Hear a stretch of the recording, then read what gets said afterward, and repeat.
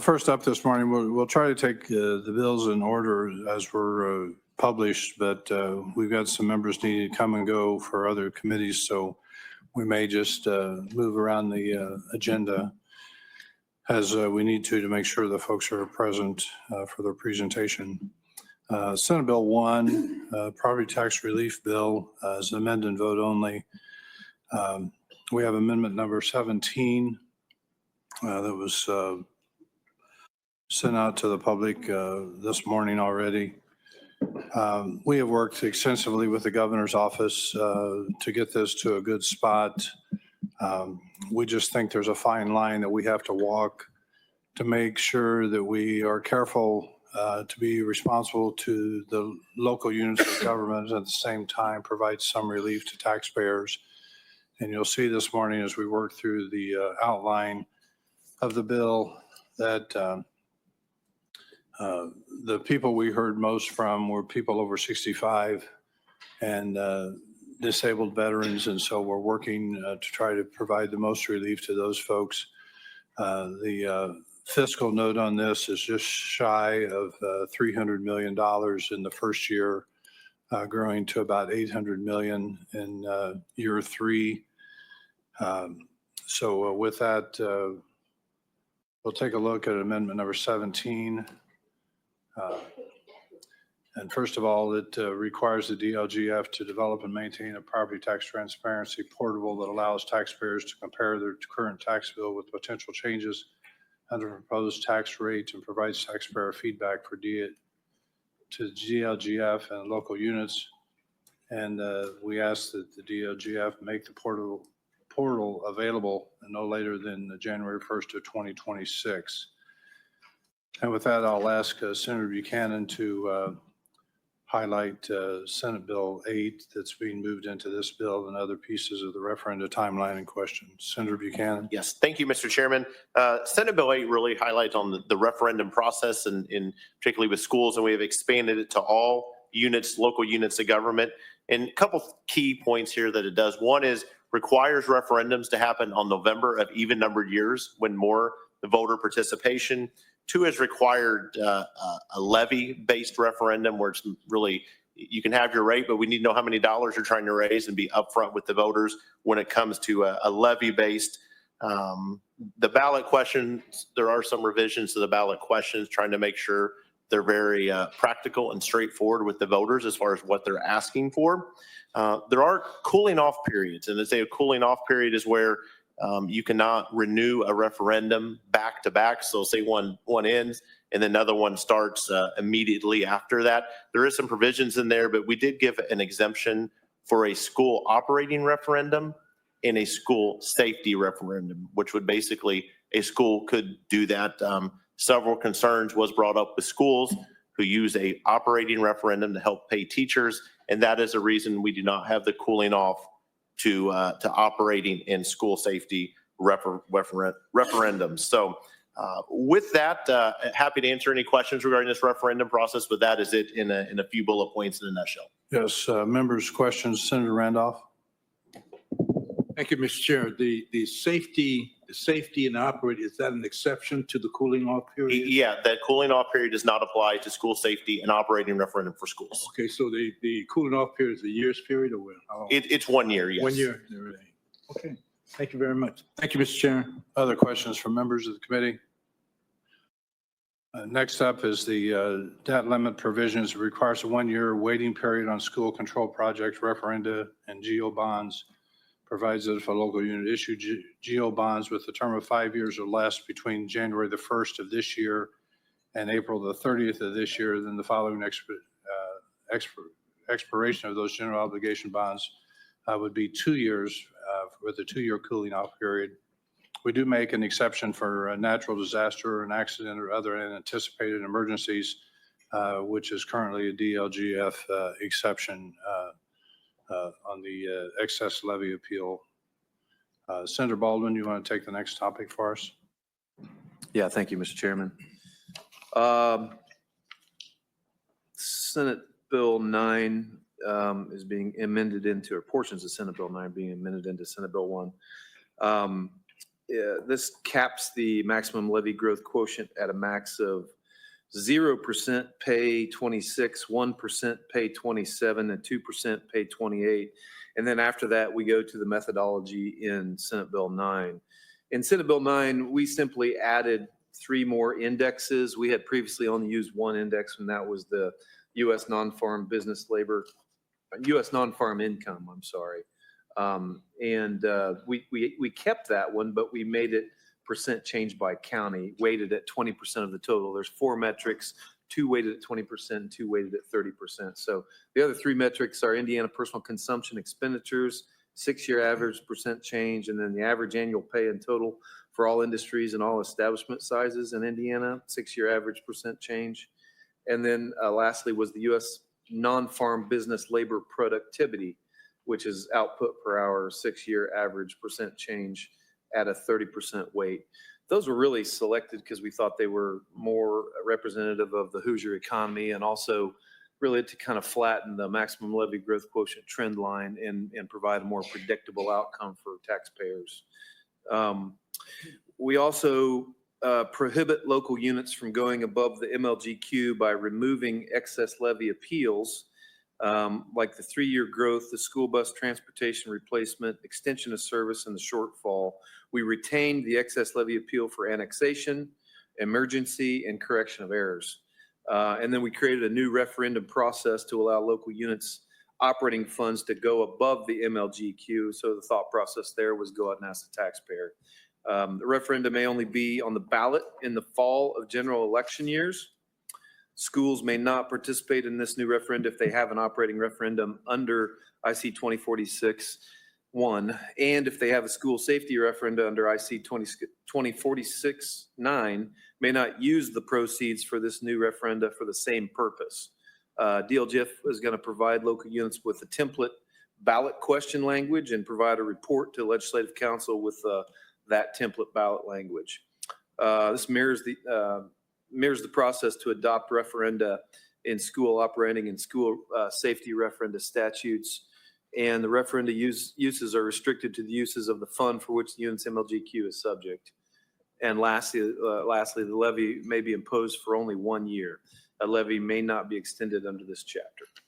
Questions from committee members? Senator Cadora. Thank you, Mr. Chair. Thank you, Senator Baldwin, for your presentation. On the MLGQ, the MLGQ is frozen for 3 years, so 0% in 2026, goes 1% the year after, 2%. I think we had a brief discussion. Can you confirm your understanding of what is the fiscal impact, either statewide or to the counties for that? I don't know if Krista has that broken out. I know the entire impact was $239 million without TIF and $289 million approximately with TIF. And that's for the first year, correct? For the first year.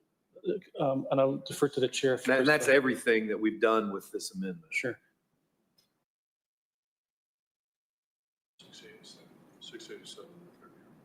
Yeah, so by the third year, it's 687. So the first year, 239, second year, 485, and then the third year approximately goes to 687. So I think the total impact over 3 years is about $1.2 billion statewide. Inclusive of Yes. the rollbacks on taxes. Yes. And also the cap of growth. I just want to share my gratitude to the chair and to all members of the committee who have worked on the other provisions also of the amendment, especially maybe they might be presented later, and I'll defer my comments to that later. But specifically, I just wanted to understand the impact of the MLGQ. And I think maybe in the future and maybe in the next few days, LSA maybe can help us understand the impact specifically by school district, by county, so that we can analyze that data. But I think it's an improvement over Senate Bill 1. And I appreciate the work that went through this. We have more debates on the bill, but I appreciate your work on it. As I understand it, Senator Fedora, just so we all have the same understanding, that number of impact to the taxpayer is compounded from 1 year to the next. And so it includes the previous years. That's correct. So when we look at 687 million, for example, in the third year, that is inclusive of the impact of year one and year two. That's right. So the total impact is not 1.2 billion for the 3 years, rather it is the 687 million. Correct. Appreciate the clarification. Thank you, Mr. Chair. Other questions? Senator Randolph?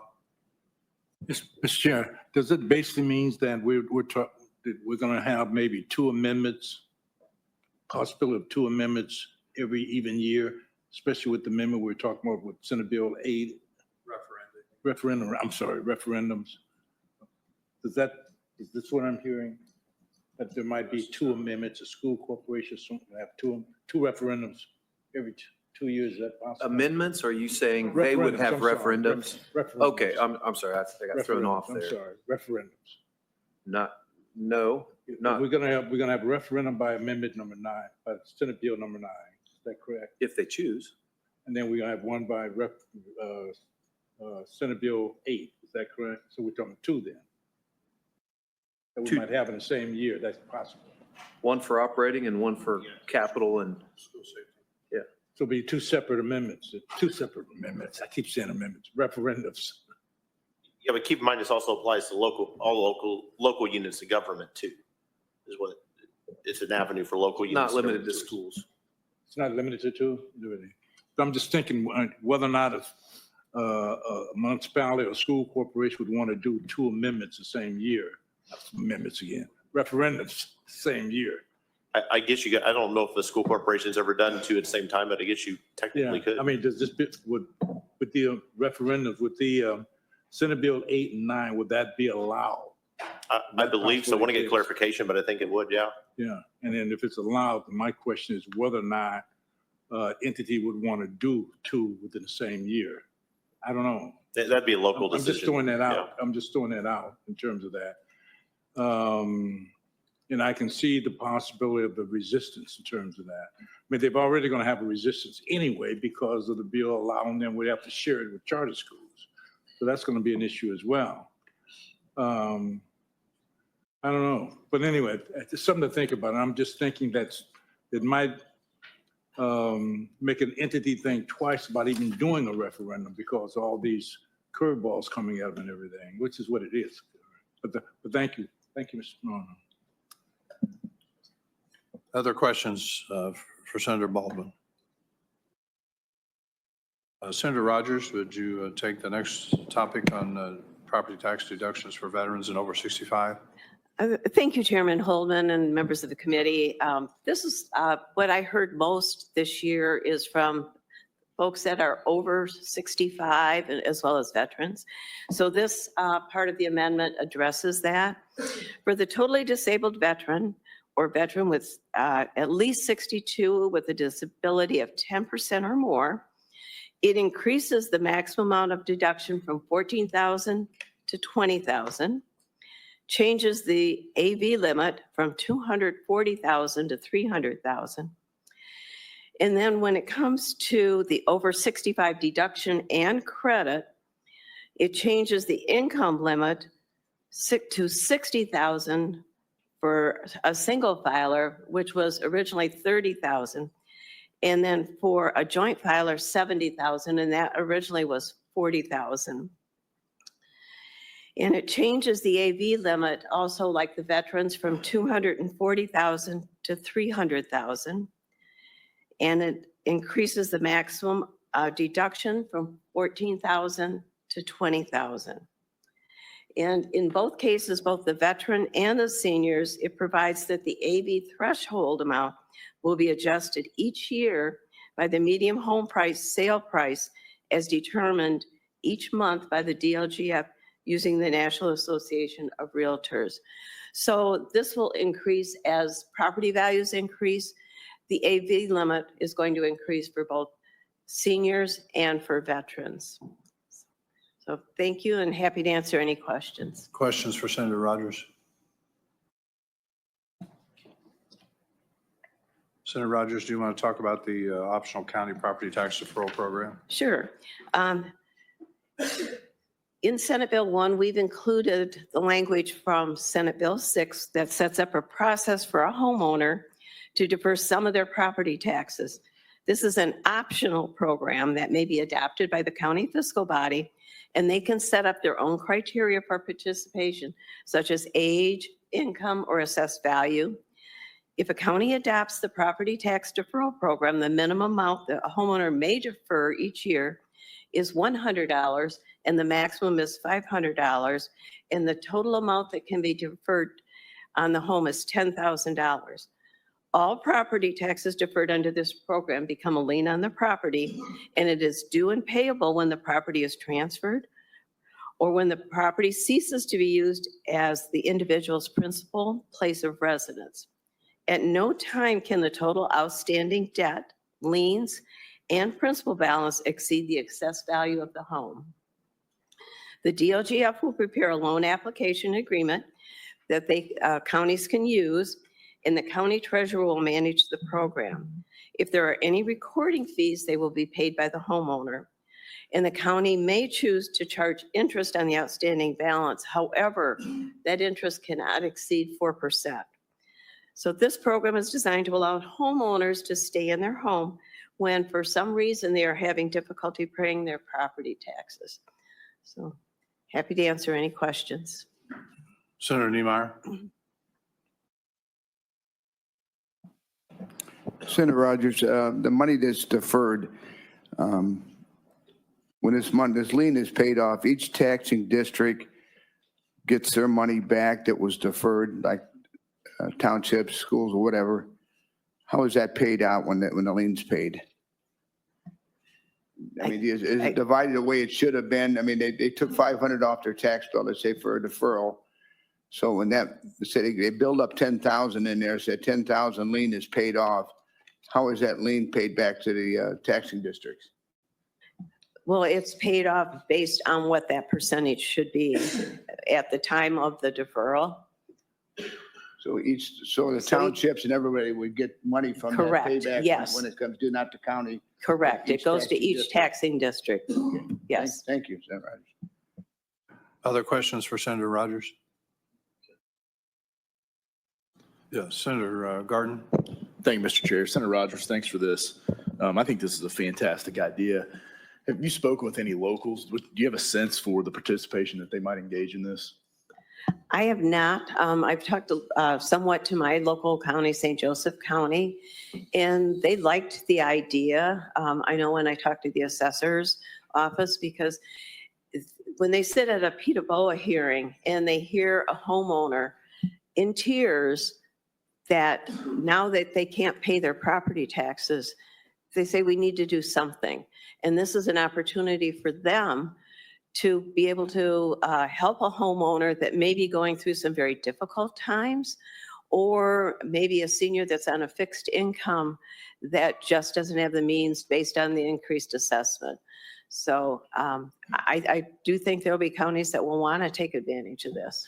I hope you're right. The only reason I'm asking is because, and maybe you know the answer to this, how many counties use LOIT for property tax relief? Because that's a tool that they can use LOIT for right now, is it not? Yes, it is a tool. I don't know that answer. My understanding is it's very few.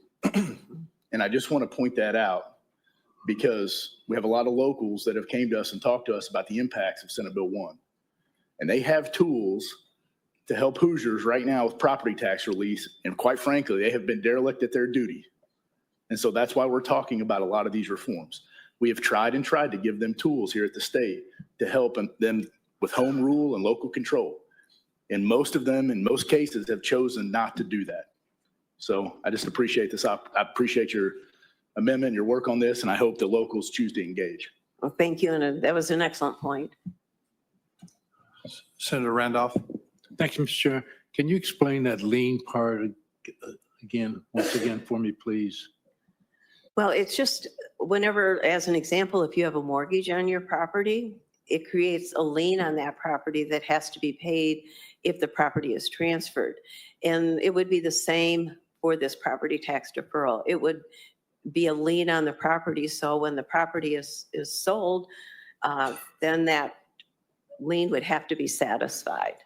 Does it say county may create a lien, or say shall create a lien? or is the Well, lien put on- they would have to create a lien. So lien is automatic then? Lien has to be Without automatic, doing anything at all and everything? yes. Notice is sent to the homeowner at that point in time, once that lien has been automatically kicks in?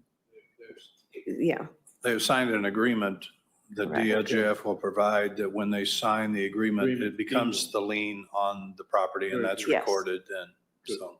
Thank you. Thank you, Mr. Chairman. Thank you. Other questions? Yes, Senator Niemeyer, excuse me. Real quick. I just want to, off Senator Garden's comment, he's absolutely right, but I want to give a shout out to one of my counties, Lake County that I represent. When they did the 1.5% income tax, last county to do it, 1% goes to property tax relief and 1/4% to public safety and 1/4% to economic development. So they did what they needed to do for that property tax relief when they initiated that tax. Thank you. Other questions for Senator Rogers? Next up is Senator Johnson to talk about first-time home buyer credit. Thank you, Chairman. So we're creating a property tax credit for first-time home buyers. It's essentially just like what it sounds, and who would be eligible is folks, there's no age limit on it. There's no dependent requirement. There is a household income limit of $75,000 a year, and there's an asset value limit of 25, assessment value limit of $250,000. It must be on a homestead property. The credit is $2,500 per year. Sign up for it for the first year, and then it's automatic for the following 4 years. So that's a 5-year total of $12,500. The application must be done by January 15th. The DLGF will provide a form to be used, and the homeowner must attest on that form that it's their first homestead. Questions for Senator Johnson?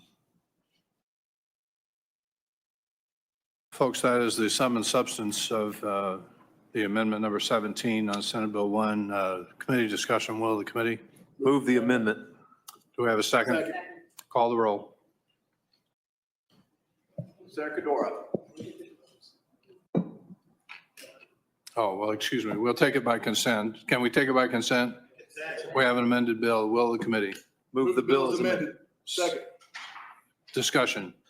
Briefly, Mr. Chair, I just think, again, I would like to thank the chair and members of the committee on working on this bill. I think we were initially dealing with a bill that had almost a $1.2+ billion impact to the locals. I think the amendment in a thoughtful way reduces that concern. And the way that it's structured with the MLGQ, it's really impacting growth in the future, not taking money, existing dollars from local communities as we speak today. So as far as my concern with public safety and fire services and other local services, at least that money is still there for localities to provide these services. I'm very pleased with the fact that the amendment improves the bill. There are a few concerns that I still have with the amended bill. I will reserve my right to change my vote as we move forward through this process because this is just the first step. Today, I'll be opposing the bill because of a couple of provisions in the bill that impact our schools and also to understand the impact to school district by school district. And finally, later today, we'll be voting in this committee most likely on Senate Bill 518, which also impacts sharing of property taxes with schools. So as of now, we don't have the full understanding of the impact to our schools between Senate Bill 1 and Senate Bill 518. And until we have the fiscal, I can't make a conscious decision to take money away from the locals. So I appreciate, again, Mr. Chair, I'm very grateful for the progress that has been made on this. And as we continue the process, I look forward to supporting this, this bill as we understand better the impact of other legislation. Thank you, Mr. Chair. Senator Hunley. Thank you, Mr. Chairman, and thank you to all the members of the committee who worked so hard on this amendment. A special thanks to the folks who worked on the first-time homebuyer tax credit and making those adjustments so that it can be more inclusive and that more Hoosiers will be able to access that. Just a couple of things that I'm still thinking about is that we've really placed the emphasis here on homeowners. And as Senator Randolph had pointed out in our last committee meeting, if we really want to help all Hoosiers, we need to focus on how we can help all of our taxpayers across the board. And then the other piece is that we talked about school referenda and creating different hoops for schools to have to jump through and new considerations for schools as they look for additional funding sources. But what we haven't done is truly address the reason why schools need to seek referenda in the first place. And so instead of addressing the symptom, I would like to see us really get to the root cause of that problem. And so I'm hoping that as we continue to move forward in the session, we can talk about those root causes. Senator Cadora. In 30 seconds, thank you, Mr. Chair, for extending the offer twice. Thank you. Senator Huntley actually reminded me of one more thing. I've been very passionate over the last few years of dealing with a class of property taxpayers that have been consistently ignored from our legislation, which are the tenants and the renters across the state.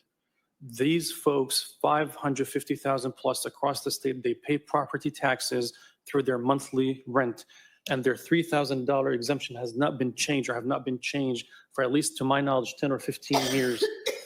To conclude, a 3% income tax bracket on $3,000 exemption is $90 savings and didn't change for more than 10 or 15 years.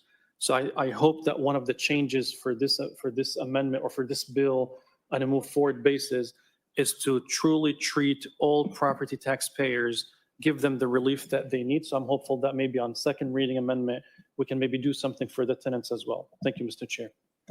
Other comments or discussion? My apologies for the confusion with not taking by consent because the amendment is as large as the original bill itself. So with that, call the roll. Senator Cadora, No. Senator Huntley, No. Senator Niskoski, No. Senator Randolph, In looking at the bill, there's an improvement over the original bill, but there's still some major concerns I have. But the very fact there's an improvement, I'm say yes at this point in time, with the understanding on the second reading, might consider changing my mind in reference to that. But I'd like to see a more improvement concerning the issues that I've raised originally first time when the bill was brought before the committee and everything. So at this point in time, I'm going to say yes, based upon the fact that it is an improvement over the original bill. Senator Baldwin, Aye. Senator Buchanan, Aye. Senator Garten, Senator Gaskell, Yes. Senator Johnson, Yes. Senator Niemeyer, Yes. Senator Rogers, Yes. Senator Walker, Explain my vote, Mr. Chairman. I just want to thank the committee and the chairman for what I think is a very balanced amended bill. This provides real meaningful property tax relief, particularly for homestead owners, controls future growth, and has enhancements for both seniors, veterans, and first-time homeowners. And so proud to vote yes. Chairman Holdman. Chair votes. 10-3. Bill moves to the floor 10-3. Thank you all. Now that concludes our meeting. We're adjourned.